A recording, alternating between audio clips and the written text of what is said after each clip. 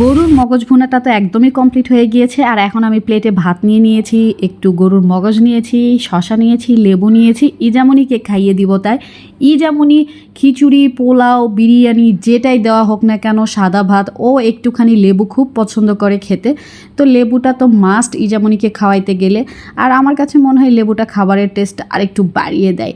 তো এই দিকে আমি মগজটা সুন্দর মতো করে মাখিয়ে নিচ্ছিলাম, ইজামনিকে ভাত খাইয়ে দিব। অনেক বেশি গরম ছিল, মাত্র এটা রান্না করা হইলো, কিন্তু এত মজা হয়েছিল এটা খেতে।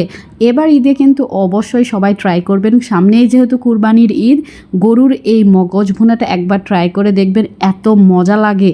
যারা খেয়েছেন তারা তো জানেনই, আর যারা খান নাই তারা কিন্তু অবশ্যই একবার ট্রাই করে দেখবেন।